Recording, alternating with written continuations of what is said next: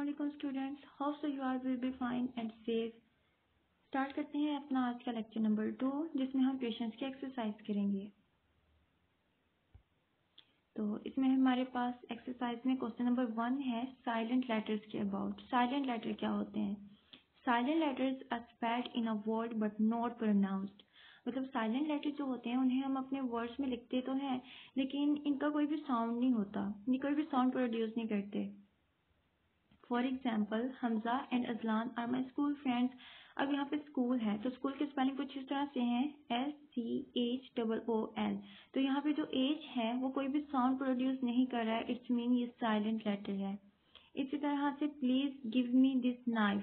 अब यहाँ पे नाइफ है, नाइफ के स्पेल क्या होते हैं? KNIFE, knife. इसे हम कभी भी कनाइफ नहीं पढ़ते, इसे हम नाइफ पढ़ते हैं। तो यहाँ पे के जो है वो साइलेंट लेटर है, कोई भी साउंड प्रोड्यूस नहीं कर रहा है। इसी तरह गिव में जो ई है इसे हम गिव ही नहीं पढ़ेंगे, इसे हम गिव पढ़ेंगे। तो इसमें ई जो है ये साइलेंट लेटर है। देन हमारे पास write an essay about your best friend. तो इसमें जो डब्ल्यू है वो हमारे पास साइलेंट लेटर है। The birds are flying high in the sky. High HIGH। यहाँ पे जी जो है ये हमारे पास साइलेंट लेटर है। Turn the switch on. Switch में हमारे पास SWITCH। यहाँ पे टी जो है ये हमारे पास साइलेंट लेटर है बिकॉज ये कोई भी साउंड प्रोड्यूस नहीं कर रहा है। तो ऐसे लेटर्स जो हम वर्ड में तो लिखते हैं लेकिन ये कोई भी साउंड प्रोड्यूस नहीं करते, इन्हें हम साइलेंट लेटर बोलते हैं। देन हमारे पास एक डायलॉग है। इस डायलॉग की आपने अपनी क्लास में प्रैक्टिस करनी है। कोई से भी दो स्टूडेंट्स जो हैं या फ्रेंड्स जो हैं वो आपस में इस डायलॉग को बोलते हुए प्रैक्टिस करेंगे। तो यहाँ पे जो है अली है, अस्सलाम वालेकुम Danish, how are you. Ali सलाम करता है दानिश को और उससे पूछता है कि आप कैसे हैं। दानिश वालेकुम अस्सलाम, I am fine, nice to see you here in the playground. Danish उसे सलाम का जवाब बोलता है, वालेकुम अस्सलाम, मैं ठीक हूँ, तुम्हें यहाँ देख के, खेल के मैदान में तुम्हें यहाँ देख के खुशी हुई। अली, थैंक यू, बहुत शुक्रिया। I just came here to practise for a cricket match. मैं यहाँ पे क्रिकेट मैच की प्रैक्टिस के लिए आया हूँ। Danish, oh that's great. Danish कहता है ये बहुत अच्छी बात है। Ali, tomorrow my school team has its final match with another school. Ali से बताता है दानिश को कि कल मेरे स्कूल में फाइनल मैच है किसी दूसरे स्कूल के साथ। Danish, oh that's great, let's practice together. Danish उससे कहता है ये बहुत अच्छी बात है, आओ दोनों मिलकर प्रैक्टिस करते हैं। देन हमारे पास क्वेश्चन आंसर हैं, तो देखते हैं। हमने जो ट्रांसलेशन पढ़ी थी पेशेंस की, तो ये उसी से रिलेटेड क्वेश्चन आंसर्स हैं। How did the people of Taif treat रसूलुल्लाह सल्लल्लाहु अलैहि वसल्लम। ताइफ के लोग आप सल्लल्लाहु अलैहि वसल्लम के साथ किस तरह से पेश आते थे। The people of Taif pelted him with pebbles, mocks him and rejected his message.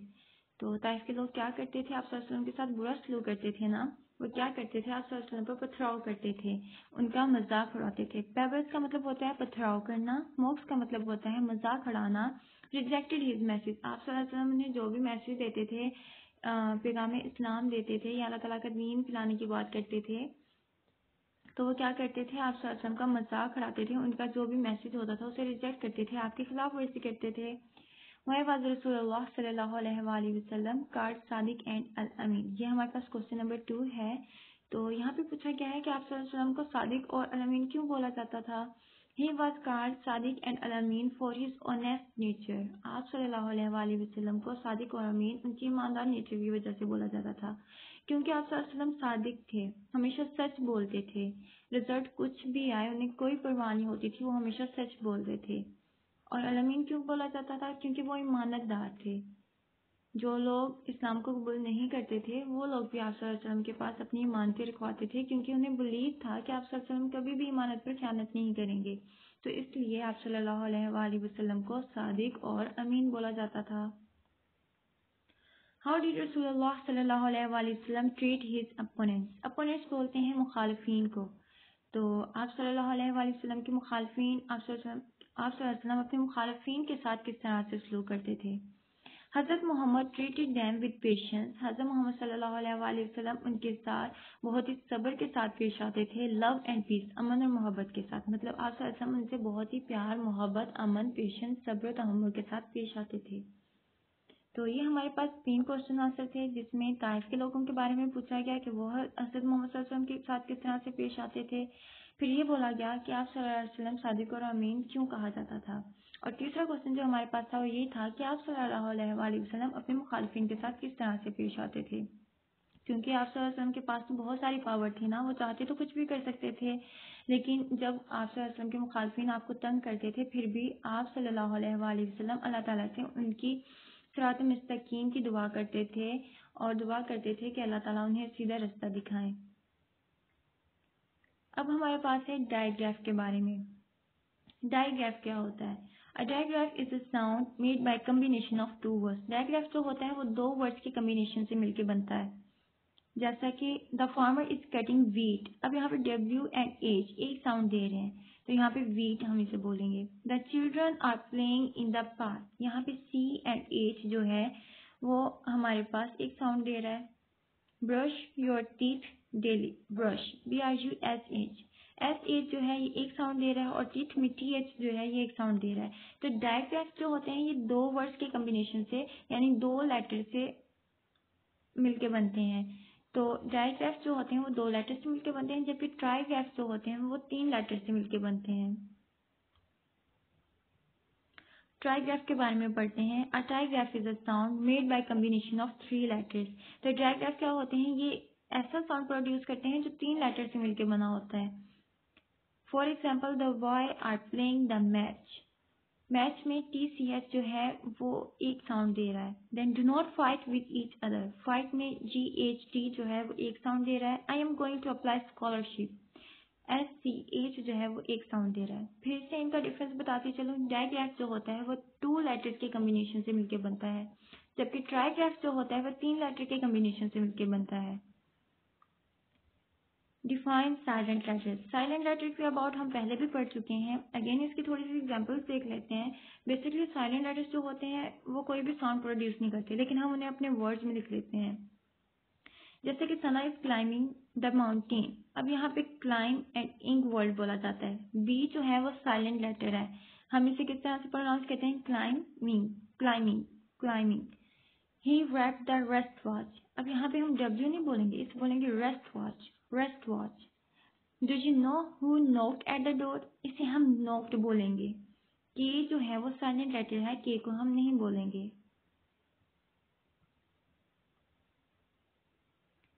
Then हमें एक छोटी सी असाइनमेंट दी गई है जिसमें उन्होंने बोला है read the given text, circle the digraph in red, trigraph in green and silent letters in blue.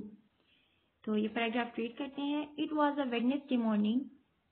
He, we all got up early.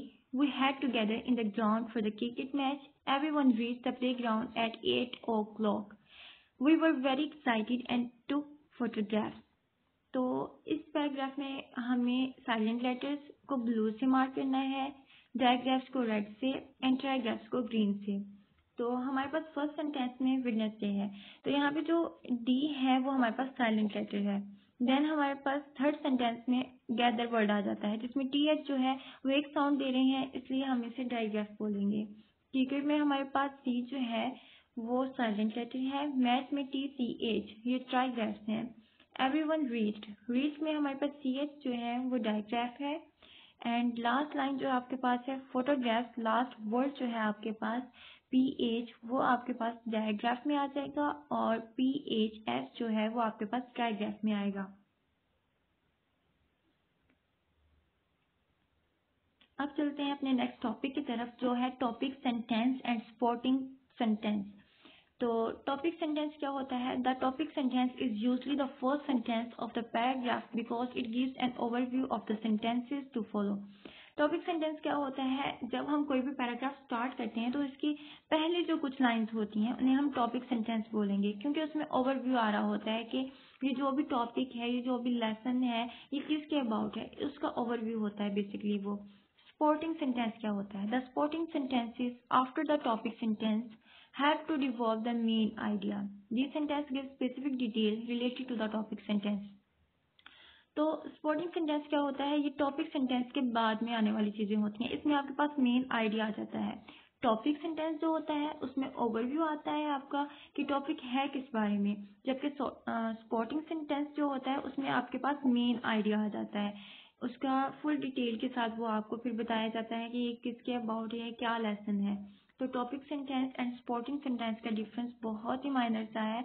मतलब कि टॉपिक सेंटेंस जो आपके शुरू वाली लाइनें होती हैं, जो ओवरव्यू होता है, उसे हम टॉपिक सेंटेंस बोलेंगे, और जो सपोर्टिंग सेंटेंस होता है वो उसके बाद वाली जो लाइन्स होंगी जिसमें आपके पास मेन आइडिया आ जाएगा, उसे हम सपोर्टिंग सेंटेंस बोलेंगे। देन यहाँ पे असाइनमेंट दी गई है, read the given paragraph and notice the use of the topic sentence and supporting details. तो पैराग्राफ रीड करते हैं। Ayesha is a good friend of Azlan who help him in his difficult time. यहाँ पे इतनी line जो है ये हमारे पास टॉपिक सेंटेंस में आ जाएगी। देन है a good friend is a blessing of Allah, a good friend is one who stay by your side at all times like Ayesha, her friendship is like a precious jewel for Azlan. We should value our friend and take care of them. तो जैसा कि मैंने आपको बताया कि पहली line जो है Ayesha is a good friend of Azlan who help him in his difficult time, ये आपके पास टॉपिक सेंटेंस में आ जाएगी, और इससे आगे वाली जितनी भी लाइंस हैं वो आपके पास सपोर्टिंग डिटेल या सपोर्टिंग सेंटेंसेस में आ जाएंगी। अब मैं आपको इसकी थोड़ी सी ट्रांसलेशन करके दिखाती हूँ। Ayesha is a good friend of Azlan who help him in his difficult time. Ayesha Azlan की एक अच्छी दोस्त है जो उसके हर मुश्किल काम में मदद करती है। A good friend is a blessing of Allah, अच्छा दोस्त अल्लाह ताला की रहमत होता है। A good friend is one who stay by your side at all times like Ayesha, एक अच्छा दोस्त हर वक्त आपके साथ होता है, चाहे वो आपकी अच्छा टाइम हो या बुरा टाइम हो, हमेशा वो आपके साथ रहेगा। ऐसा नहीं है कि डिफिकल्ट टाइम आया तो वो आपको छोड़ देगा, बस आपकी खुशियों में ही आपके साथ रहेगा, नहीं, वो हर टाइम आपके साथ रहता है। हर friendship is like a precious जेवर फॉर अजलान, आयशा की जो दोस्ती है अजलान के साथ वो एक बहुत ही कीमती सरमाया है, क्योंकि आयशा ने क्या किया था, अजलान की हेल्प की थी उसका प्रोजेक्ट कंप्लीट करने में। जब सब लोग उस पर गुस्सा हो रहे थे तो आयशा ने क्या किया था, उसके साथ बुक शेयर की थी। We should value our friends and take care of them, हमें अपने दोस्तों की कदर करनी चाहिए और उनकी केयर करनी चाहिए, उनका ख्याल रखना चाहिए। तो होप्स आपको ये समझ में आ गया होगा कि टॉपिक सेंटेंस क्या होता है एंड सपोर्टिंग सेंटेंस क्या होता है। अब हम मूव करते हैं फिल इन द ब्लैंक्स की तरफ। इस एक्सरसाइज में आपको 3 फिल इन द ब्लैंक्स दी गई हैं। रसूलुल्लाह सल्लल्लाहु अलैहि वसल्लम was called dash due to his truthfulness. तो यहाँ पे आपको ब्लैंक दी गई है, उसमें आप फिल करेंगे सादिक को। आप सल्लल्लाहु अलैहि वसल्लम को उसकी सच्चाई की वजह से सादिक बोला जाता था। The people of Taif refuse to accept Islam, तो यहाँ पे ब्लैंक में आप इस्लाम फिल करेंगे। रसूलुल्लाह सल्लल्लाहु अलैहि वसल्लम stayed in Taif for 10 days. 10 days जो है यहाँ पे आप ये फिल करेंगे। नेक्स्ट हमारे पास जो है वो read the given words with their meanings. हमारे पास कुछ वर्ड्स दिए गए हैं, उनका मीनिंग हमने लिखना है। तो इसमें हमारे पास है इंस्पायरेशन, यानी कि मुतासिर होना। A person or thing that motivates, personality शख्सियत। The various aspect of a person's characters, honest ईमानदार, always telling the truth, patience सब्र करना, टॉलरेंस बेटरमेंट बेहतरी, इम्प्रूवमेंट। तो इंस्पायरेशन मुतासिर होना, जैसे कि हम कहते हैं कि एक पर्सन है जिसकी वजह से हम बहुत ज़्यादा इंस्पायर हुए हैं, हम फॉलो करने लगते हैं उसे। तो अ person or thing that motivates, एक पर्सन या कोई भी ऐसी चीज़ जो आपको मोटिवेट कर रही हो, जैसे देख के आपको लगे कि हाँ हमें भी ऐसा बनना है, हमें भी ये काम करना है, उससे इंस्पायर होके, उससे मुतासिर होके। देन है पर्सनैलिटी शख्सियत। The various aspect of a person character, मतलब एक ऐसा पर्सन जो एक अच्छी शख्सियत का मालिक हो, जिसमें बहुत सारी अच्छी चीज़ें हों, जिसका कैरेक्टर अच्छा हो। ऑनेस्ट ईमानदार, ऑलवेज टेलिंग द ट्रूथ, ऐसा इंसान जो हमेशा ट्रूथ बोलेगा, सच बोलेगा, उसे हम ईमानदार बोलेंगे। मतलब दोपहर किसी नताइज की परवाह किए बगैर वो हमेशा सच बोले, हमेशा सच का साथ दे, और दूसरी बात कि वो ईमानतदार भी हो, अगर कोई उसे अपनी कोई चीज़ दे तो उसमें कभी भी खयानत ना करे। पेशेंस सब्र, टॉलरेंस यानी कि बर्दाश्त करना। तो पेशेंस का मतलब होता है सब्र व तहम्मुल, सब्र करना, हमें हर मामले में सब्र करना चाहिए, चाहे हम कितनी भी ज़्यादा डिफ़िकल्टीज़ में हों, लेकिन हमें अल्लाह ताला का शुक्र अदा करना चाहिए और सोचना चाहिए कि जो भी हुआ वो अल्लाह ताला की मर्ज़ी से हुआ, इसमें बेहतरी है। तो हमें सब्र से काम लेना चाहिए। बेटरमेंट, बेहतरी, इम्प्रूवमेंट। जैसे कि हम कहते हैं कि अगर हम ज़्यादा पढ़े लिखेंगे तो हमें इम्प्रूवमेंट आएगी, हमें बेटरमेंट आएगी। तो इम्प्रूवमेंट का मतलब भी बेहतरी होता है और बेटरमेंट का मतलब भी बेहतरी होता है। तो आज का हमारा लेक्चर यहीं पे ख़त्म होता है। उम्मीद करती हूँ कि आप सबको ये लेक्चर समझ में आया होगा। अगर आपकी कोई भी क्यूरीज हो तो आप कमेंट सेक्शन में पूछ सकते हैं। Thank you for watching.